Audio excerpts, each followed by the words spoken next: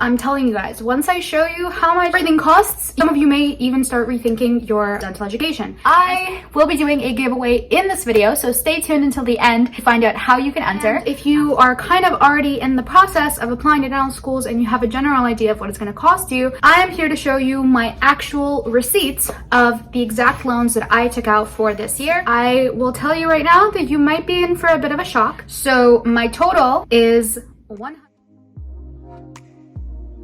Hi guys, welcome back to my channel. Now that I am back and I'm feeling better, I thought I would get back to my regular content. The other thing that I mentioned in my last video that I wanted to bring up again today is that I wanted to do a bunch of giveaways for you guys throughout the month of December. Unfortunately, I wasn't able to do that, so I want to do that now throughout the month of January. And so the first giveaway is actually going to be my little tooth necklace from Coterie, and I have gone ahead and purchased one for one of you guys. And you know, it's always a conversation starter. People ask me, you know, oh wow, is that a tooth? Wow, you like dentistry that much? And oh, what tooth is that? And so, you know, it's a cute little piece and I find it very special, and I've been wearing it ever since I started dental school, and so it's very special to me. I want one of you guys to have one as well. I will be doing a giveaway in this video, so stay tuned until the end to find out how you can enter. But for now, let's get into it.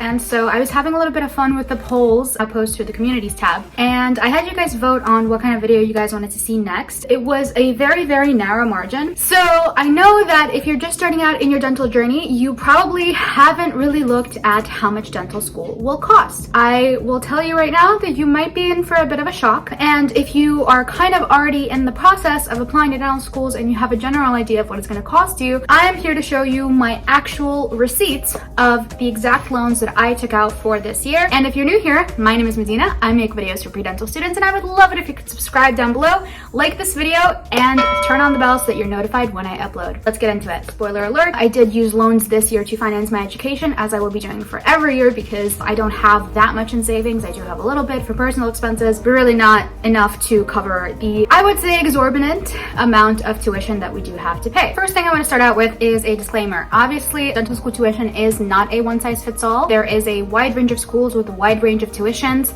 There are in-state schools where if you are living in that state or you obtain residency after living there for a certain amount of time, where you will be paying much less because state taxes will subsidize part of your education. But if you are choosing to go to a private school, what I'm about to show you is essentially a very realistic breakdown of exactly what you will have to pay. Let's start out with the question that everyone is really itching to know, which is how much is tuition per year, or how much in loans are you taking? So I will tell you guys this, is that the amount that I'm taking in loans may be higher than many others, and that difference really comes from what kind of school you're going to, like state school versus a private school, whether or not you're living at home with your parents to save money or you're living somewhere else, what kind of area you're living in. Are you living in a city? If you're living in a more suburban area, your rent might be less expensive, your groceries might be less expensive, and so all of those things really have to be considered when thinking about the amount that is being taken out. So this video is not really meant to scare you. It's really more so meant to show you a very realistic representation and how most dental students are handling it. So first, I want to start out with my award letter, which I received in May, the year that I was accepted. So my total is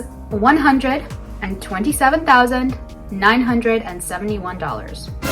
That is the maximum eligible amount that I can take out for the cost of my education, the cost of living. I know that number is huge, and then if you think about that over the course of 4 years, that really becomes a daunting number. So I just want to break it down, right? As you guys can see here, my tuition is $87,172 for the year. Now that is just tuition alone. If you are applying to schools that are maybe state schools, you may have a more subsidized education and your tuition rate might be significantly lower. But the one thing that I do want to mention is that what a lot of people don't realize is that sometimes there are fees that then get tacked on once you get your financial aid package that really make the price higher than just when you're looking at tuition alone. So when you guys are looking up schools, what you really should be doing is just looking up the total cost of attendance as opposed to just looking at tuition, because tuition is really not a good predictor. The thing with fees is that some schools will make you purchase your own instruments, and so I talked about this a little bit with the video where I discussed access the schools that I applied to, sometimes there's another 20 grand that they can tack on every year. If your tuition was, let's say, only 40,000, which is less than half of what I'm paying in tuition, then you add on another 20 grand per year, the difference becomes much smaller because then you have to think about everything in total as a cost of attendance. And so yes, my tuition is very, very high.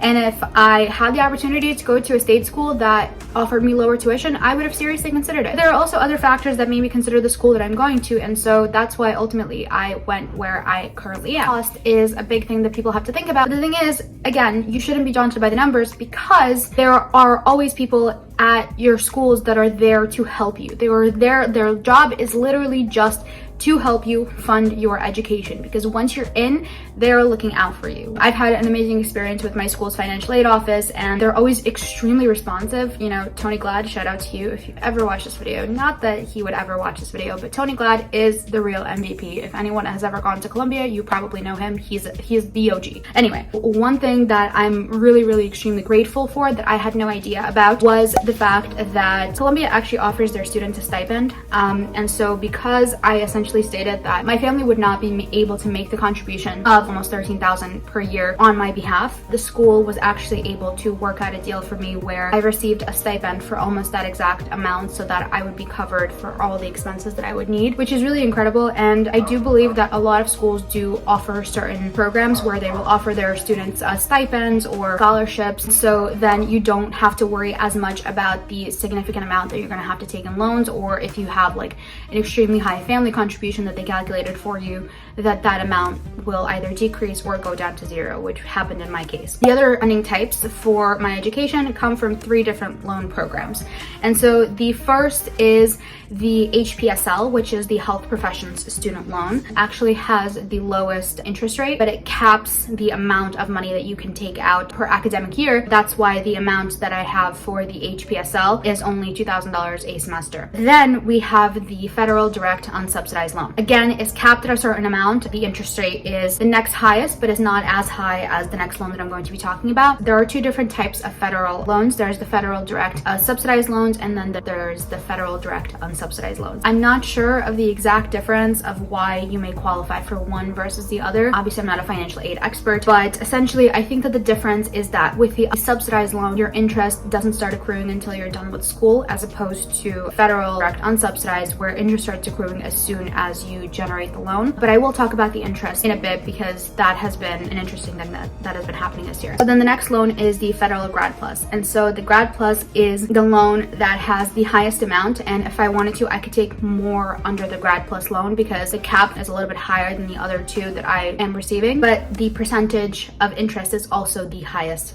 My Grad Plus loan right now, the percentage of interest is almost at 7%, which is insanely high. And to think about the fact that I'm going to have to be paying off 7% interest on this loan for the next 3 years is just insane. And so the reason why I say 3 years is because COVID has been a crazy time for a lot of us. But the one fortunate thing that happened for, I think, a lot of students or people who have student debt is that student loan interest has been frozen for a little while. So now that the news came that they said that they are extending the freeze until May of 2022, it's really great news for us because that means that we essentially get 1 whole year where our loans are not accruing interest, which is an amazing thing. And I'm sure that all people who have student loans are extremely thankful for this. So not everything in this list is one size fits all. Obviously, certain semesters fees differ. When we're in clinic, we have to pay a little bit more in instrument fees, but a little bit less in other things. And so it kind of changes semester to semester based on what we're doing. And then also in terms of living expenses, you don't have to take the exact amount that you are given. If your rent is less and you plan on living on a tight budget, you can absolutely take out less money. But for me, it kind of worked out. The amount that they calculate for a room and board is pretty much exactly what I really needed. Like last semester, it was, worried, would it be too much? Would it be not enough? So the other good thing is that I think it's within 30 or 60 days of your loan being generated, what you received as part of your refund or your living expenses. If you find that amount is too much, you can always just return some of that money and you won't be charged interest. So that is essentially my breakdown. I know that it's a lot of scary numbers. The interest is scary and generating loans is scary, but guess what? Pretty much every single dental student, medical student, any pre-professional school student is probably going through this exact same thing. Even though student loans are a big burden on many people in our generation, I think that if you are smart about it and you know what kind of living and salary you will be making out of school, that it should not be daunting. If you work hard and you are consistent and you are good at what you do, you can make a very comfortable living doing it. And yes, the loan amount is absolutely insane. And when I first heard about it, I thought it was absolutely crippling and I couldn't even talk about it. I was really genuinely thinking, is this really something that is worth paying over $500,000 for? And also the eyebrows that would be raised every time I would mention how much a dental school cost, or my school specifically would cost. It was almost comical. I almost started enjoying telling people for the first time how much dental school would cost, because it was just kind of a funny reaction, and I have to explain, you know, that yes, I'll have to take loans, and I'm here to reassure you guys because I'm sure it's just kind of a process of hearing it for the first time, being absolutely astounded, and then kind of growing to accept it. And then also, the way that I'm doing it is not the only way of doing it. I have several classmates who enlisted in service, and so they have joined the Army or the Navy, and they decided to dedicate 4 years of their lives after they're done with school in order to serve, and therefore have their student loans entirely covered. And so that's another option. There's also loan forgiveness programs for working in underserved areas that are also an option. So like I said, yes, the amount is a lot. Yes, it is daunting at first, so you need to sit with it, accept it, think about it. And again, don't go into it lightly, because when people tell me that they want to go into any field of medicine because they want to make a comfortable living, let me tell you, it's gonna be a while until you can actually enjoy that comfortable living, because you have to pay off these mounds of loans, right? And plus the interest rate, which is again very high. So it's not something that you go into for the money. You go into it because you love it. You go into it because you're genuinely passionate about it. And in that case, it doesn't scare you. It's just one more thing that you have to get through, one more thing that you have to figure out. That's how all of you should be seeing it. I will leave you guys with that. I know I've talked your ear off probably, but if you have any other questions, please leave it in the comments. I'll try to answer as much as I can, but obviously, again, I'm not a financial aid expert, but this is just what I had to go through in my experience. So okay, so for the giveaway, if you guys want to receive this cute little tooth necklace, all you have to do is like this video, be subscribed to the channel, and have your subscription be public just so that I can verify, and comment down below what your dream dental school is, or if you don't have a dream dental school, maybe a dream city that you would want to go to dental school in, so that we can kind of build a little community and maybe even meet people that are going to that school, so that you guys can connect in the comments. So yeah, those three things. So like this video, be subscribed, have your subscription be public so that I can check, and comment down below either your dream dental school or a dream city that you would want to go to dental school in. Thank you guys for watching to the end of the video. I will see you guys in the next one. Bye.